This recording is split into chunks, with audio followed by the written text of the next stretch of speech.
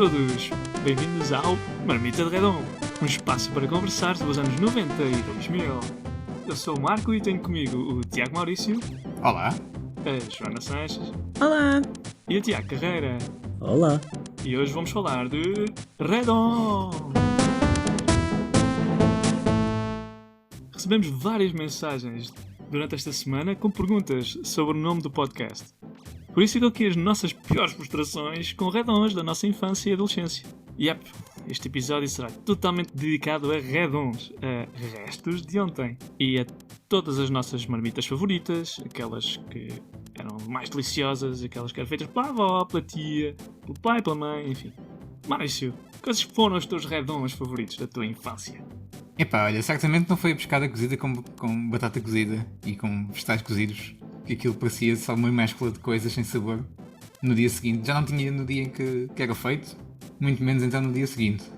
Fogo. Mas tinhas que levar para a escola? Sim, houve uma altura que levava assim, o peixinho cozido, não é? Já do dia anterior. E depois tinhas aquela questão, quer dizer, antigamente encontrar micro-ondas era muito difícil, portanto podia acontecer o facto de teres que comer assim um peixinho cozido frio, o que era muito bom. É pá, horrível. Péssimo. Yuck. Delicioso. Odioso. Aquele redfish do dia anterior e as batatas já meio carcomidas, quase mortas, sem papa. Sim, aquelas que já vieram tipo da guerra, de 1142. Eu por acaso com a escola não tive tantas experiências de redon, porque a nossa escola tinha cantina e entre comida da cantina e redon, felizmente os meus pais sempre preferiram a cantina. Mas tenho muitas experiências de redon em casa. Não sei se vocês experimentavam muito aquele momento em que mãe, o que é o jantar?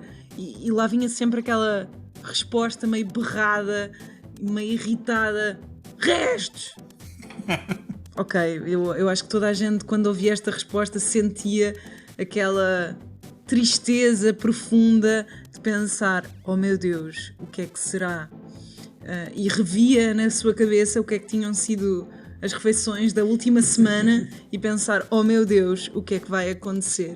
E então, para mim, o pior não era os restos requentados, não é? Aquela coisa do pôr no micro-ondas. Era quando já havia aquela necessidade de salvar a comida. Como quem diz, foi frango no churrasco há 2 dias, ele já está a modos que morto, então o que é que nós vamos fazer? Vamos desfiá-lo e fazer um omelete. Só mau. Sim, ou então um empadão, não é? Assim, um empadão já bem seco de frango, que aquilo metia medo. Ou conseguias quase reparar uma parede, não é? Com aquele bocado de empadão. Era traumático, sim. Mas também tinhas bons momentos. Por exemplo, eu lembro-me quando tinha sido cozido no dia anterior, não é? Assim, um cozido à portuguesa, era ótimo ter cozido como redon. Olha, eu tenho uma experiência ainda melhor do que restos de cozido. A minha avó é uma especialista em redon, mas está num patamar que eu acho que não se qualifica para o nosso episódio, porque era redon bom. Então ela fazia rissóis de cozido. Portanto, aquela carninha já, aquela xixa boa e aqueles enchidos, e levavam todo um outro nível. Mas isso é assim, toda a gente deste país devia aprender com ela a viver o redon com classe. Ui, e como é que acompanhavas o rissol? Era com batatas fritas? Não. Havia um redon perfeito que ainda hoje a minha avó faz, que nós batizámos de batatas fénix. Porquê? Eram as batatas cozidas, mas que depois iam à frigideira no dia seguinte com um bocadinho de alho e azeite, e então elas tornavam-se em todo um mundo novo. Elas ressuscitavam para ser a melhor batata que vocês alguma vez comeram. Olha, se abris uma banquinha de rissóis com batatas fénix, acho que tens muito sucesso. Chegam que sim. Olha que acho que sim, eu acho que devias registar essa marca, abrir uma banquinha de batatas fénix, ótimas para levar na marmita. E fica aqui já prometido que nos vais fazer um jantarzinho com batatas Fénix para comemorarmos este episódio, certamente. Estamos à espera disso, sim. Com certeza. Yeah! Sabem que, ao contrário de vocês, eu penso que não tive muitas experiências com Redon durante a minha infância, porque, tal como a Joana, na minha escola havia uma cantina e então era sempre lá que eu tinha os meus almoços, e a minha mãe tinha uma dádiva que ela consegue distribuir a comida por toda a gente de forma a nunca sobrarem restos, que é uma coisa que acho que fez falta na vossa vida. A minha mãe tem a dádiva que é olha, tu queres repetir, não querias? Em que de repente todo o tacho se esvaziou pelas pessoas que já estavam cheias e raramente as pessoas conseguem gritar um não, já tem mais comida no prato e então consegue sempre fazer esgotar toda a comida e nunca há restos. Espetacular, acho que isso é de facto muito épico, digamos assim. Nem nas festas? Pois, como é que é nas festas? Sobravam Depende. coisas? Se fosse para sobrar mesmo muito, sobrava sim, mas a minha mãe tinha um olho especial, tirava ali a medida, estávamos mais ou menos a meio da refeição e ela começava a olhar para os pratos das pessoas. Será que eu ainda consigo esvaziar este meio tacho de arroz pelos intervenientes deste almoço? E então, se ela achasse que conseguia, fazia ali uns movimentos qual ninja, aproximava-se ao pé das pessoas enquanto elas estavam a olhar ligeiramente para o lado e quando olhavam de volta para o prato estava cheio outra vez. Mas as vossas mães não eram especialistas em, no final das festas, fazer aquela distribuição pelos tupperwares que tinham em casa e as pessoas a dizerem sempre não, mas esse tupperware é teu, não importa, e então distribuíam todos os restos e as pessoas iam para casa de uma festa com mais restos ainda. Isto acontecia com vocês? Sim, sim. Muito. Eu chegava a ter marmitas com, por exemplo, feijoada de marisco misturada com umas entradinhas de caranguejo, maionese, como dizes do mar.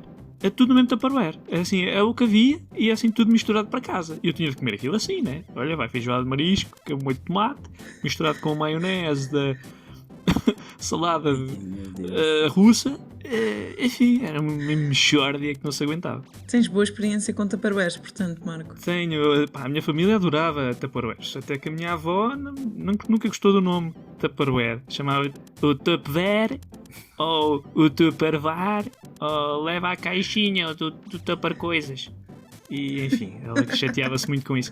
Mas o que mais me chateava na infância era quando eu tinha de chegar à escola com a minha mochila ali cheia de livros, não é? Com os tojos, com as réguas e os compassos. E lá pelo meio vazio, por exemplo, tinha vazado, né? Uma daqueles termos que já eram antigos, então vazavam um molho de tomate de uma feijoada de marisco do dia anterior, ou então vazava uma salada russa, ou pior de tudo era vazar aquele molho de um bifinho destruído do dia anterior. E então ficava com tudo me cheirava a fritos depois. Imagina, vocês iam chegar à aula de EVT e tinham tudo a cheirar a alho, porque o refogado de ontem tinha muito alho e a cebola espalhada pelo meio do transferidor e do compasso. Não tinhas melhores notas assim? Quer dizer... Não, tinha, até porque os outros meninos abalavam da pé de mim, não é? Eu ficava sozinho, porque era o tipo que tinha a mala que cheirava mal, então ficava sozinho a fazer as coisas. Portanto, eu trabalhava mais. Não era interrompido pelos outros colegas que não tinha, não é? Então... Portanto, hoje poderias ser um artista plástico e não és por conta disso. Por causa da marmita. Mas no fundo pulsa aqui um artista forte em mim, mas porque sofri bullying. Não, estou a brincar, não sofri bullying, a sério. Isso foi... Dessa forma, não. Foi só nas aulas de EVT que eu tinha, enfim, instrumentos que ninguém queria experimentar. Tinha transferidores e compassos que ninguém podia porque cheiravam esquisito a restos do dia anterior. Isso foi dos meus maiores traumas da minha infância. Então, e não te acontecia caíres e toda a tua marmita ficava assim uma coisa, tipo uma mescla de comida não identificável? Sim, claro, isso acontecia muito, era um miúdo que corria muito, então a fugir de bolas ou a correr atrás de bolas, enfim. Então muitas vezes eu levava a marmita e com fruta na mala, uma maçã, uma banana. E às vezes caía e ficava com uma papa enorme de fruta misturada com lulas no forno do dia anterior e douradinhos, todos oleosos e frios do dia anterior. Era horrível de comer aquilo. Ou seja, já ficava assim um bocado esquisito também, não é? Uma mistura estranha de comida. Epá, era horrível. Era horrível. Eu odiava andar com a mochila cheia de comida. Tinha horror de cair com a mochila e ficar com aquela sopa de fruta empapada com... Enfim, ficar tudo sujo no interior da mochila. Era repugnante. Sabes que eu estimava imenso a minha mochila enquanto estava no recreio ou qualquer coisa, que a mochila parecia tipo uma bola de futebol. E apesar de não serem restos, aconteceram várias coisas à mochila, nomeadamente com pacotes de leite. Aqueles pacotes de leite da nossa altura, lembram-se que havia sempre na escola primária, e eu costumava andar com um pacote de leite achocolatado na mala. E tenho a certeza que várias das vezes se rebentou o pacote de leite e então ficou a mochila ensopada em leite achocolatado.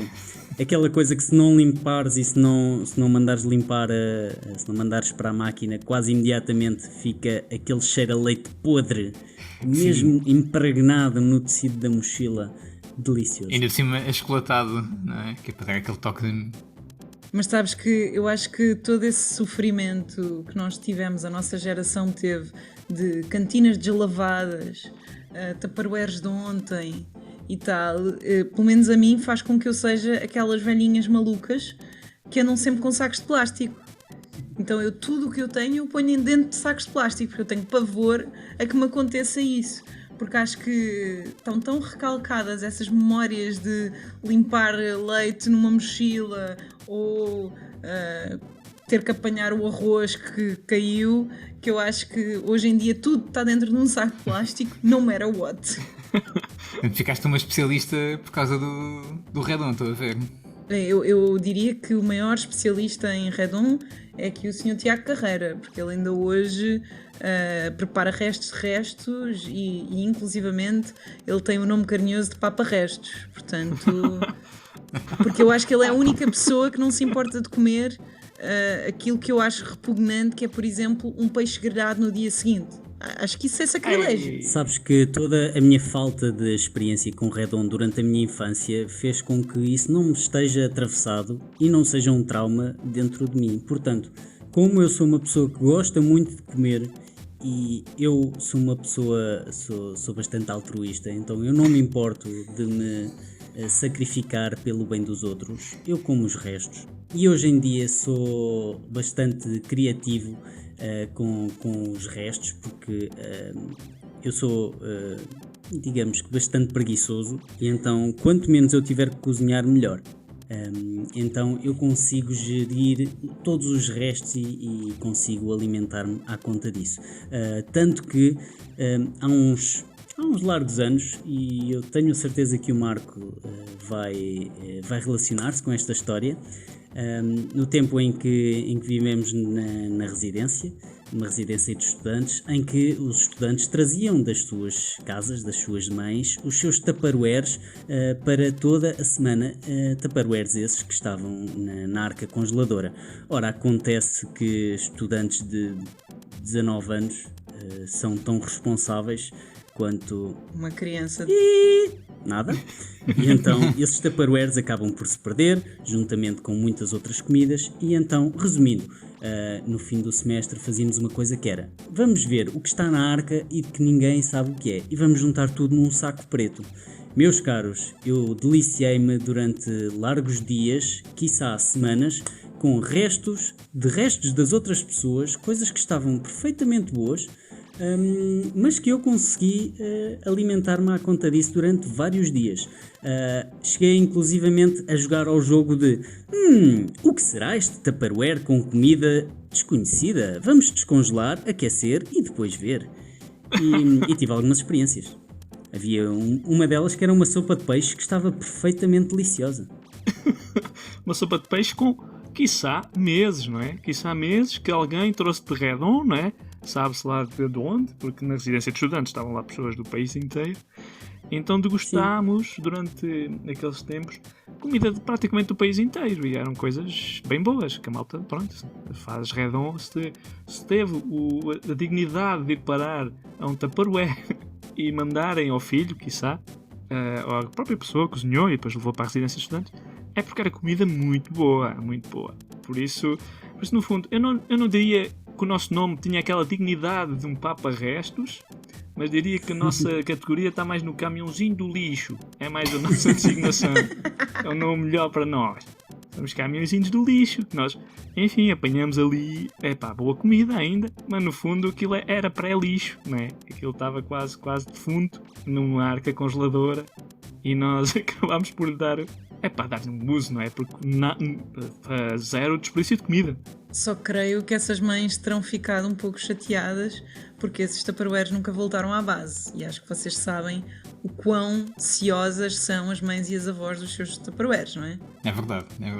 Há todo quase um negócio paralelo de Tupperwares liderado pelas mães e avós. Exatamente. Sim, eu acho que cheguei a traficar alguns para a minha terra. Porque lá está, não se desperdiça comida, nem Tupperwares bons ainda, bons para usar. Olha, vou mandar aquilo fora. Não. É aquele Tupperware que era da tia e da Lina. Ainda está aqui, à espera que ela volte. Muito bem, e acho que podíamos terminar com um pequeno jogo. Se tivessem que eleger um redom do vosso passado, qual seria? Lasanha de queijo e fiambre da minha mãe. Fica sempre melhor no dia a seguir. Eu tenho bacalhau à brás do dia anterior. Maravilhoso, com um queijinho em cima. Ui, pitel. Eu fico no cozido à portuguesa no dia seguinte. Sabia mesmo bem. Eu não sou nada exigente. Eu com o meu arrozinho de pato sou feliz. Boa escolha também. Sim, Já sabia a pato. Muito bom, malta.